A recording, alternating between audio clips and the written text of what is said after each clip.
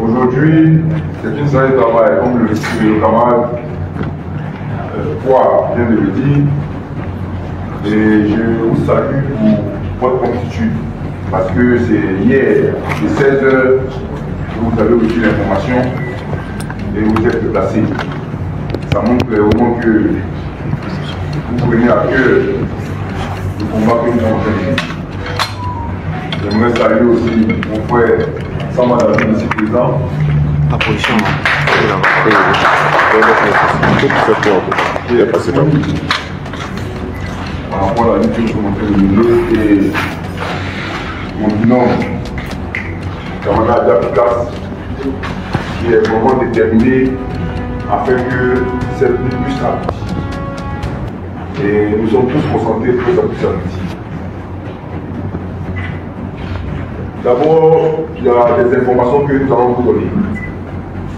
En premier lieu, vous avez suivi le point de presse que le frère camarade Dapikas a dit concernant la marche qui a été reportée au 9 août, après la fête de l'indépendance.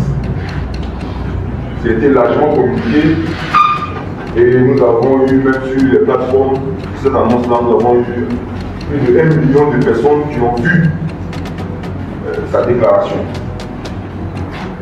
Et je tiens à vous saluer par rapport au partage que vous avez fait énormément. Donc au jour d'aujourd'hui, tous les Ivoiriens dans leur ensemble sont au courant que la marche est programmée pour le 9. Et immédiatement, ce vendredi, nous avons déposé un courrier à la préfecture d'Abidjan afin d'informer le préfet d'Abidjan que notre marche a été reportée comme convenu au 9. Donc nous pensons que dans les semaines à venir, nous aurons cette séance de travail avec lui pour voir comment encadrer la marche. Néanmoins, vous êtes tous informés de ce qui s'est passé hier à Yopougon.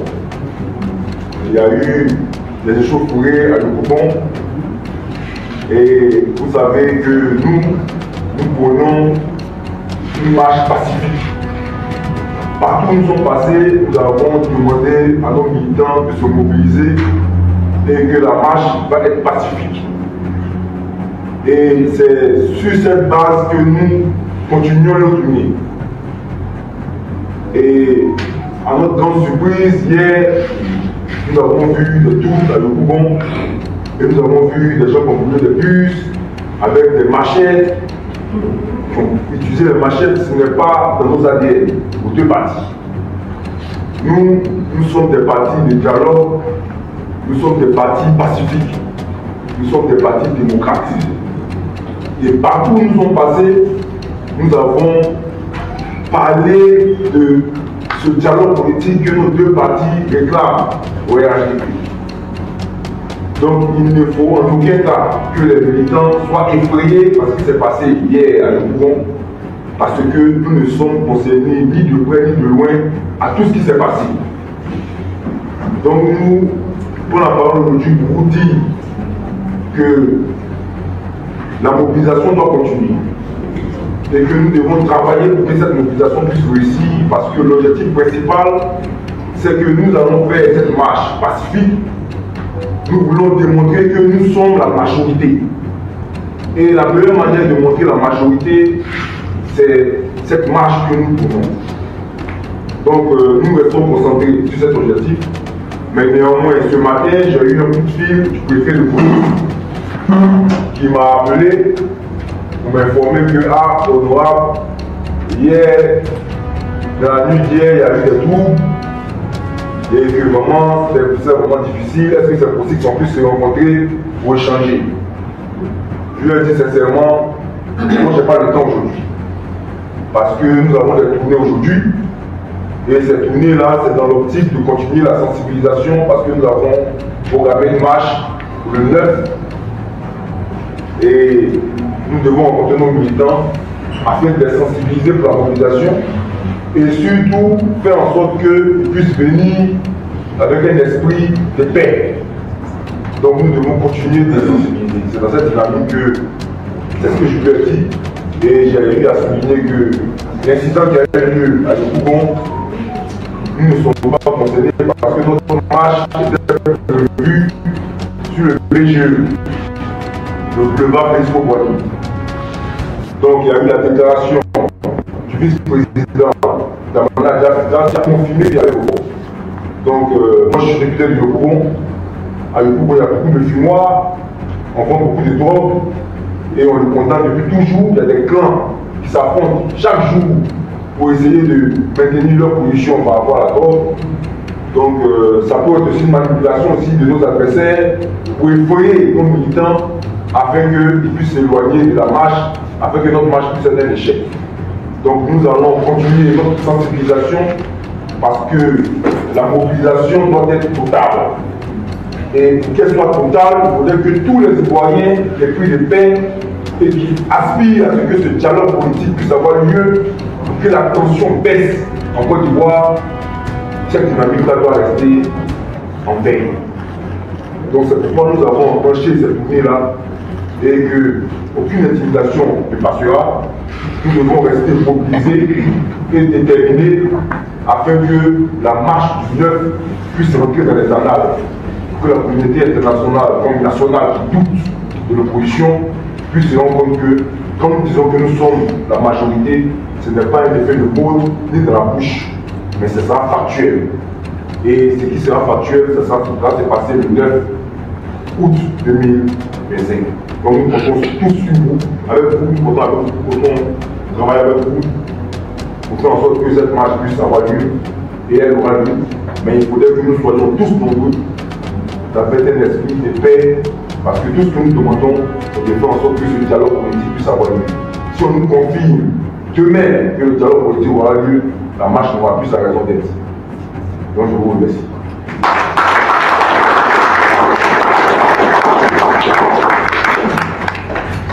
On vient d'enregistrer les propos liminaires du général Diaoufoué. Je pense que c'est assez clair. On va donner la parole au deuxième vice-président du CSP PPACI, au coordonnateur du comité opérationnel du Front commun du PPACI. On va donner simplement la parole au Damana Diafita pour les propos liminaires. Merci, chers amis, je vous salue. Merci beaucoup de votre présence et de votre mobilisation qui traduit une certaine détermination. Parce que la cause elle est noble, la cause est juste et la cause mérite votre mobilisation, votre détermination et surtout votre sens de responsabilité et d'engagement. Nous avons effectivement reporté en toute responsabilité, je le dis. On n'a pas été contraint par quoi que ce soit, mais nous avons estimé que après la rencontre avec le préfet d'Abidjan, nous sommes retirés avec toute la direction du PDCI et du PPACI. Et nous avons estimé qu'on pouvait reporter cette marche. Cette marche. C'est nullement un signe de faiblesse, c'est nullement un signe d'intimidation. C'est surtout un signe républicain, un signe de grandeur que nous pensons que ce recul, que ce report-là n'enlève en rien les objectifs que nous poursuivons et ne contrarie en rien les objectifs que nous voulons en terre. Donc, nous avons donc fait une communication en bonne et due forme. Une communication en bonne et due forme pour informer l'opinion nationale et internationale avec les raisons que vous avez pu entendre. Voilà. Avec les raisons que nous avons pu entendre. Et je pense que le préfet de région, le préfet du département d'Abidjan a évoqué certaines raisons. Nous les avons pris en compte. Nous les avons pris en compte, nous les avons intégrés. Et ensemble, nous avons décidé de reporter notre marche. Cette marche n'est donc pas annulée. Elle aura lieu le 9 août prochain. Et nous avons déjà déposé les courriers d'information aux autorités compétentes, afin qu'elles le sachent. entrer dans une semaine il y aura la festividité de la fête de l'indépendance et juste après, notre marche aura lieu. Aujourd'hui, c'est le 2 août. C'est le 2 août, donc on vous rencontre aujourd'hui pour parler des modalités pratiques de cette marche-là. Comment faire pour que cette marche-là puisse réussir. Mais il faut noter que nous avons constaté un déploiement inhabituel des forces de l'ordre dans Abidjan. Voilà. Alors qu'on nous avait protesté qu'il n'y avait pas suffisamment de forces de l'ordre à Abidjan pour encadrer notre marche. Mais ce que nous voyons là, ils auront pu encadrer sereinement cette marche-là et cette marche aurait pu se dérouler normalement sans problème. Voilà, sans problème, si vous comprenez. Mais ce n'est pas grave. Ce n'est pas grave. De toute façon, ce n'est qu'une question de temps. Ce n'est qu'une question de temps. Nous sommes des républicains. Nous sommes des légalistes. Et nous défendons la Constitution. Nous aimons la Côte d'Ivoire. Nous ne voulons pas la détruire. C'est pourquoi ces actes de vandalisme ici, ça ne nous ressemble pas. Ça ne nous ressemble pas. Parce que ce n'est d'aucune utilité, ce n'est d'aucun intérêt. Le bus qu'ils ont brûlé hier, en quoi est-ce que en quoi est-ce que ça rentre dans nos objectifs? En quoi est-ce que ça nous aide? Voilà. Donc ça, c'est pas nous. Ça ne peut pas être nous. Bon, on a appelé le député de Yopougon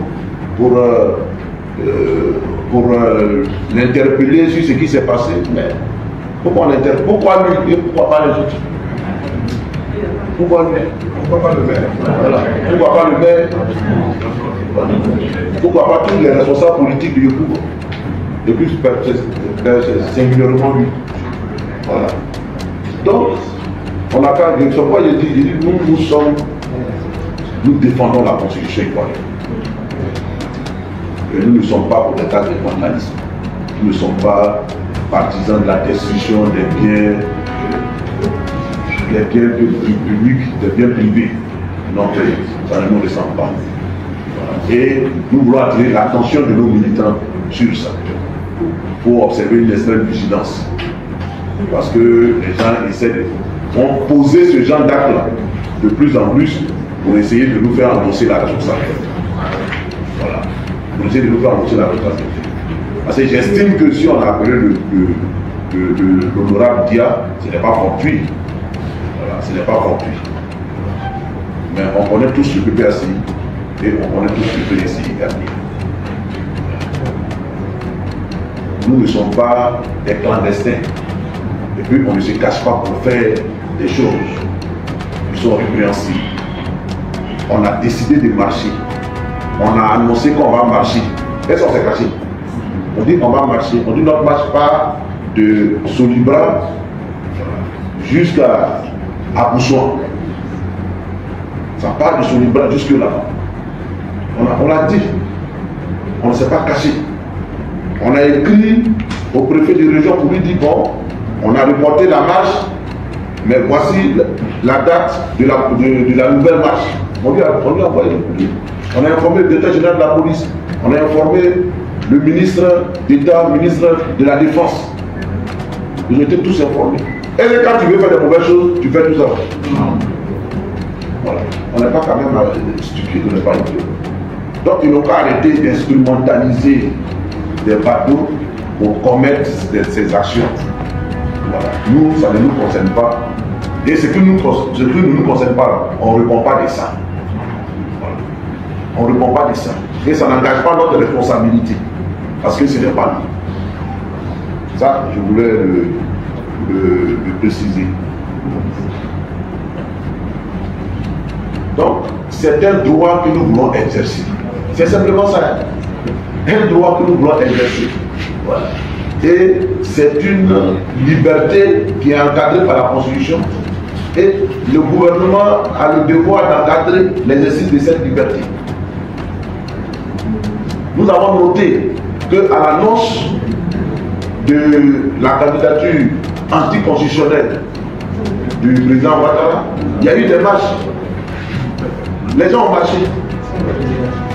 sans que les autorités administratives et politiques n'aient eu quelque chose à dire.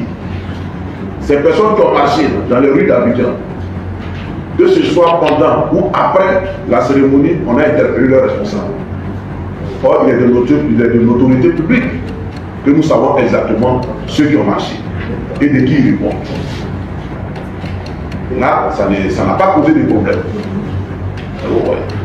Il ne faut pas donner le sentiment que nous sommes dans une république à double vitesse. Voilà. Il ne faut pas donner l'impression que nous sommes dans une république où parce qu'on n'est pas du même bord politique, il y a une différence de droit. Non, le droit il est général et impersonnel. Et il s'applique à tout le monde. Il ne faut pas donner l'impression qu'il y a des gens à qui tout est permis et d'autres à qui tout est interdit. Il ne faut pas donner cette impression. Voilà. Nous ne sommes pas des marginaux. Nous sommes dans la République. Pourquoi certains auraient le droit de marcher et nous, on veut nous, comment on appelle ça, dénier ce droit? Pour quelle raison? Au nom de quoi? Donc nous pensons que cette semaine, les autorités vont nous appeler à nouveau, on va discuter, et puis des modalités de la marche, de la façon dont ça va se passer, et puis on va effectivement exercer ce droit-là le 9. Donc nous vous appelons à une mobilisation extraordinaire, à une mobilisation républicaine. Voilà. On n'a pas de problème avec elle. On n'a pas de problème avec la police, on n'a pas de problème avec la gendarmerie, on n'a pas de problème avec l'armée. Et je le dis, c'est même par rapport à nos forces de l'ordre que nous avons accepté de reporter la marche. Parce qu'on estime effectivement qu'ils sont déployés à Bouaké, mais quand c'est Bouaké, c'est-à-dire que toute la région nord là, voilà, est bouclée. Et donc, effectivement, il y a un déploiement important des effectifs des forces de défense et de sécurité. Donc, elles sont occupées. Il faut les laisser s'acquitter de ce droit-là, de ce devoir plutôt. Et puis, après, elles reviennent tranquillement dans un esprit républicain, encadrer notre marche. Encadrer notre marche. Donc, il faut répondre massivement. Il ne faut pas vous laisser impressionner. Vous savez, le pays, il y a longtemps là-dedans. Donc, ce n'est pas cette petite agitation là qui va, non. Il ne faut pas vous laisser impressionner. Voilà, il ne faut pas vous laisser impressionner. Nous sommes sûrs de ce que nous faisons. Voilà. Nous avons confiance en ce que nous faisons. Nous, c'est sur les militants qu'on compte. C'est sur le peuple qu'on compte. Voilà. Et si vous voyez que les gens sont assez fébriles, c'est parce qu'ils savent que la puissance du peuple est plus puissante qu'une bombe atomique. Voilà. La puissance du peuple. Quand le peuple ne veut pas, personne ne peut se dresser devant ce peuple. Un peuple qui est déterminé. Un peuple qui est déterminé, ce n'est pas un peuple qui casse ou bien qui s'explique dans des actes répréhensibles. Non. Ils veulent faire ça pour passer le mouvement. Parce que le mouvement a pris. Et les Ivoiriens sont mobilisés. On sait les pressions que nous avons reçues. Les gens ne voulaient pas qu'on bouge de la date du 2. Parce qu'ils estiment que ce n'est pas normal qu'on nous empêche de marcher. Voilà. Donc la population voulait qu'on mette la marche. Nous sommes des responsables. Voilà. Nous avons pu gérer ces pressions et nous avons reporté la marche. Le 9, venez avec la même mobilisation, la même détermination, dans la paix, dans la sérénité, dans la tranquillité. Parce que vous, quand vous voyez qu'on est serein. Est-ce qu'on n'est pas serein?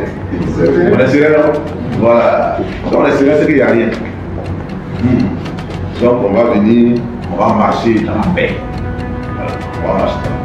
Mais c'est le nombre là qui parle. C'est le nombre là qui parle. Voilà. Et le nombre là, il est important. Il est important.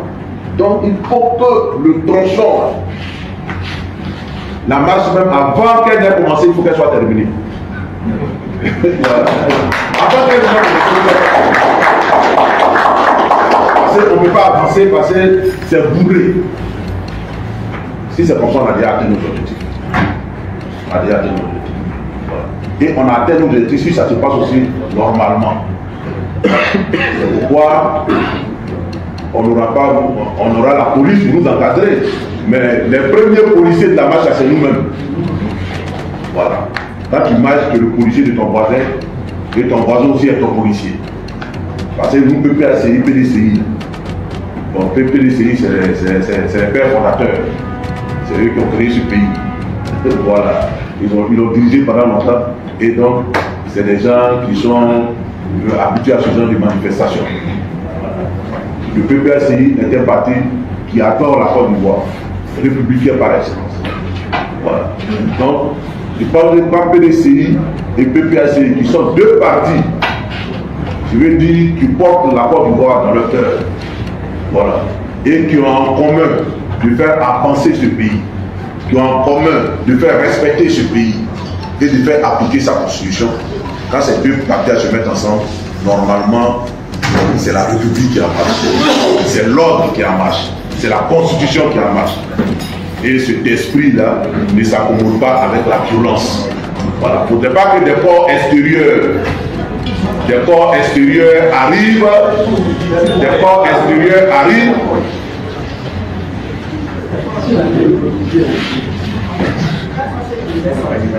il ne faudrait pas que des corps extérieurs arrivent pour, je veux dire, mélanger les choses à notre sein. Donc il faut que vous soyez vigilants là-dessus. Mais on va bien parler à la police sur cette question, on va bien parler à la gendarmerie sur cette question, avec les autorités administratives aussi sur cette question, et puis je pense que tout va bien se passer. Voilà, tout va bien se passer. La dernière fois, le PDC était dans la rue, ils sont allés, ils ont marché tranquillement, ils ont lu leur motion, ils sont revenus, rien ne s'est passé. Le 13 avril dernier, le PPACI était à Dabou, c'était des centaines de milliers de personnes. Voilà, on est parti, on a fait notre activité pendant 2 jours et les gens se sont retirés tranquillement. Il n'y a même pas eu de problème de quelque nature que ce soit. Voilà ce que sont ces deux partis. Voilà. Donc, je voudrais vraiment vous remercier de votre présence. C'est vous les principaux